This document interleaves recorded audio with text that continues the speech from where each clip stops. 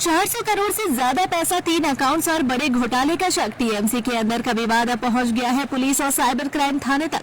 पश्चिम बंगाल की राजनीति में तृणमूल कांग्रेस के अंदरूनी विवाद ने अब एक नया और गंभीर मोड़ ले लिया है। पार्टी फंड और बैंक खातों को लेकर शुरू हुआ विवाद अब साइबर थाना तक पहुंच गया है। जी हां, जानकारी के मुताबिक पार्टी के करीब 10 बागी विधायकों ने विधाननगर साइबर क्राइम थाने में एक लिखित शिकायत दर्ज कराकर तृणमूल कांग्रेस से जुड़े कुछ बैंक खातों की विस्तृत जांच की मांग की है।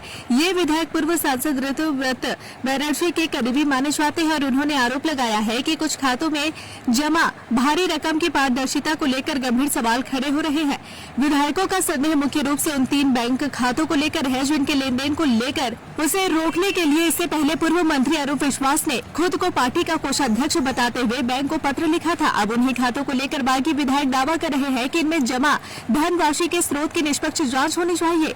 उनका आरोप है कि इन खातों में जमा करोड़ों रुपए के पीछे आर्थिक अनियमितताओं, वित्तीय गड़बड़ियों और संदिग्ध लेन देन का मामला हो सकता है। शिकायत में यह भी आशंका जताई गई है कि डिजिटल प्लेटफॉर्म, ऑनलाइन बैंकिंग और इलेक्ट्रॉनिक कम्युनिकेशन के माध्यम से बड़ी मात्रा में धनराशि एक खाते से दूसरे खाते में ट्रांसफर हो सकती है।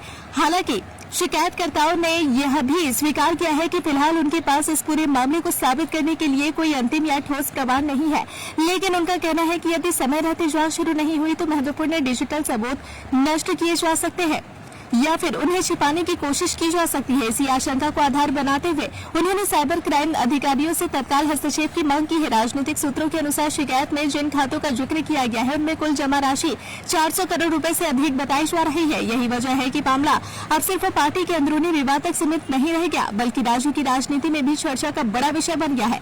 फिलहाल इन खातों को लेकर विभिन्न स्तरों पर कानूनी और प्रशासनिक प्रक्रिया जारी है। हालांकि इस पूरे मामले में अभी तक जांच एजेंसियों की ओर से कोई अंतिम निष्कर्ष सामने नहीं आया है और न ही यह स्पष्ट हो पाया है कि कथित रकम का वास्तविक स्रोत क्या है और इनको लोगों की इसमें क्या भूमिका हो सकती है। लेकिन इतना जरूर है कि 400 करोड़ रुपए से अधिक की राशि 3 बैंक खाते और साइबर क्राइम जांच की मांग ने बंगाल की राजनीति में नया तूफान खड़ा कर दिया है। अब सबकी निगाह इस बात पर टिकी है कि जांच एजेंसियां आगे क्या कदम उठाती है और इस पूरे मामले में जुड़े तथ्यों का खुलासा कब तक हो पाता है।